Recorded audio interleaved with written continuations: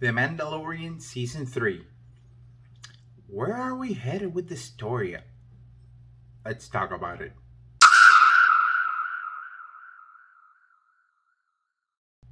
Hey everyone, welcome back to Hawk Starwing. I appreciate having you guys here.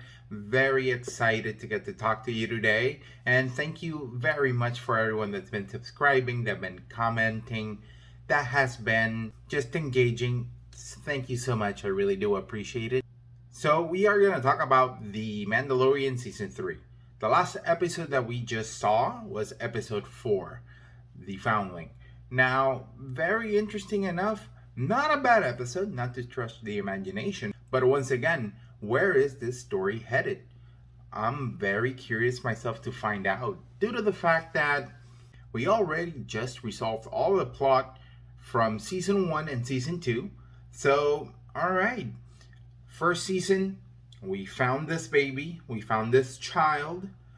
We don't know what to do with it.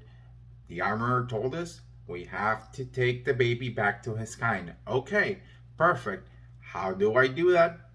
There we go. Season 1. Season 2, we found a little bit more information. We know what to do with the baby. Thank you, Ahsoka Tano, for coming in and helping out. We really do appreciate that. All right, so we're gonna take him to the stone. And he's gonna get in contact with someone. It's kind of like, I don't know, a space tender or something. I don't know how that works really, to be honest with you. But hey, we'll make it work, right? So they do that. Grogu gets almost ultra instinct, right? And I guess he called someone because before anything, Grogu was abducted. He was stolen away by Moff Gideon. It was almost endgame wise ending of season 2 where you had everybody trying to rescue Grogu, and then I think at to this point the best thing that Disney Star Wars has given us is the return of Luke Skywalker. I think everybody on the internet at least shed a tear. I myself was crying like a little baby. We'll make a video about that at some other point. Alright, so that's our story so far. Perfect. Let's jump a year. Let's talk about the Book of Boba Fett, which will have its own video, to be honest, because we did get 2 amazing Mandalorian episodes in between that. I think that's where the story started to elevate a little bit more again. Alright, so we finished our main mission. We got Grogu to a Jedi. Luke is going to train him now. Fantastic. So, what's next for Din? So, Din beat Moff Gideon in combat. He's the owner of the Darksaber now, much to Bo-Katan's disdain, unfortunately. So at this point, what is Din doing? Din just kept being a bounty hunter. He just kept going around and bounty hunting left and right. Fantastic. Perfect. All right. We jump forward. Once again, Din meets up with the armorer. The armorer explains to Din what the Darksaber is and the importance of that. We get little chainmail armor for Grogu, which is definitely adorable, right? After Paz Vizsla starts seeing stars in his eyes, I guess, and says, you know what, screw it, I want to be Mandalorian. I'll beat you down for it. And unfortunately falls a bit short. Thankfully, Din wins this combat, but gets asked the tough question by the armorer, have you removed your helmet? To which Din says yes. Alright, now you have to go bathe in the waters of Lake Titicaca or something, I don't remember. It's supposed to be living waters, I understand people, but I'm trying to make this funny, so work with me here. So we have our mission now for the season 3. Din needs to become a Mandalorian again. Why not? Here's Grogu. He didn't want to train with Luke anyway. Like, nobody wanted Yoda's lightsaber. Sure, we'll go with that. Fantastic. So here we are. Season 3. The main goal was accomplished by the 3rd episode. Din bathed in the waters of the living waters. He's already full Mandalorian. So is Bo-Katan. Fantastic. That's definitely great for her.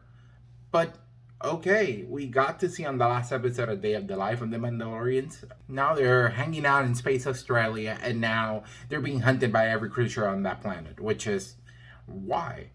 My speculation, which I shared on my previous video, I think that's for Bo-Katan to say, oh, fantastic, This is the moment where we are gonna go and say, hey, you know what? Let's give Mandalore a shot. It's doable. There's a mythosaur. Like, it'll be totes. Let's go. But unfortunately, we don't know yet. I guess we're gonna have to wait for the next 4 weeks just to see what happens with the story. But unfortunately, like, we already kind of resolved the major story that was kind of presented to us in those Book of Boba Fett episodes.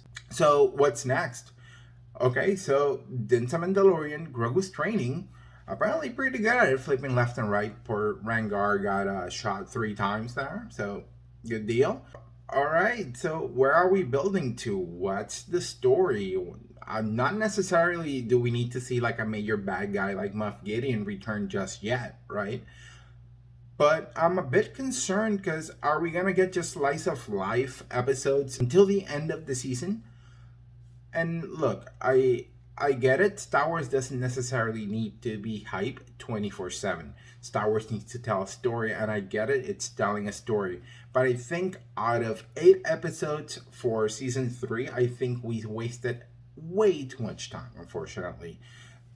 Let's start off by episode 2, where we spend 40 minutes following the adventures of Dr. Pershing around Coruscant, just being a pencil pusher and not being too happy and being deceived by somebody that used to work or still works, who knows, for Moff Gideon.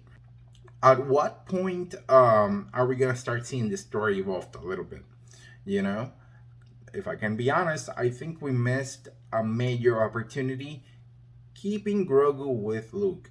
If they would have stayed together longer, number one, the merchandising alone would have made him so much money. Would you imagine like little like Luke Skywalker figures and then little Grogu's next to him and you could have play sets and things like that? I would have bought it. Like I'm gonna be 100% honest. But then again, it would have given like the Mandalorian, like it would have given Din Djarin a little bit more time to breathe, just to become his own character, not one just focused on Grogu. Because now it feels like, everybody else is more important than Din Djarin on the Mandalorian. And let's talk a bit about Bo-Katan. I feel like Bo-Katan in this season is pretty much becoming the Mandalorian instead of being Din Djarin. You definitely see her in a bad spot at the beginning of the season. Now she looks like a full believer. She looks somewhat happy to be with the Mandalorians and seeing them embrace the culture, seeing them just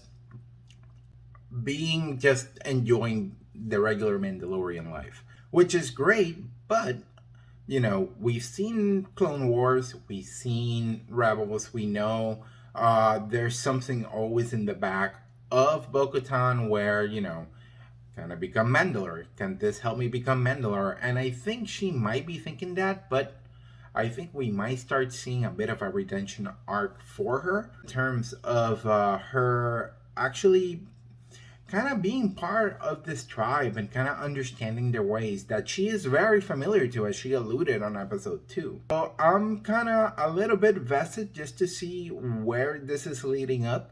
Unfortunately, if internet rumors are true, Bo-Katan will end up being the Mandalorian. Then again, what's going to happen with Din Djarin? Like, I'm already vested in this character, and unfortunately, are we moving away from him? Only time will tell. I just really hope that by the end of the season, they kind of prove us wrong, and we're able to say, okay, it started off rocky, but wow, that was really a fantastic episode. That was a fantastic season. And I'm hoping they're able to pull this off because so far hasn't been all that impressive. So fingers crossed they're able to figure that out and they're able to provide us with great Star Wars content. Because let's be honest, the Book of Boba Fett wasn't really all that good. The Obi-Wan Kenobi show really wasn't all that good. Andor, I haven't seen it. I heard from people that it was good, but out of the 4 people that watch Andor, and I'm sorry to say, guys, but not a whole lot of people watch Andor, unfortunately. It's gonna wrap up on the next season. Maybe after it finishes, I can sit down and just watch it and enjoy it. But turning the conversation back to the Mandalorian, what are you guys' thoughts? Where do you think this story is leading, and what do you potentially want to see? You know the deal. just let me know. Drop it down in the comments down below. And I always watch, I always react, I always comment. Let's have a conversation about where this season is leading up to. I'm very interested to hear what you guys have to say. And that's going to be it for me. Thank you so much, everybody, for tuning in. I really do appreciate it. Hey, did you like me rambling at like 2 in the morning? I hope you do, because if you do, you can definitely like give it a like. Maybe even like drop a comment, or hopefully, fingers crossed, you can subscribe and see more of my insane ramblings at 2 in the morning. I definitely would appreciate it. All right, guys, once again, thank you very much for watching, and have a good one.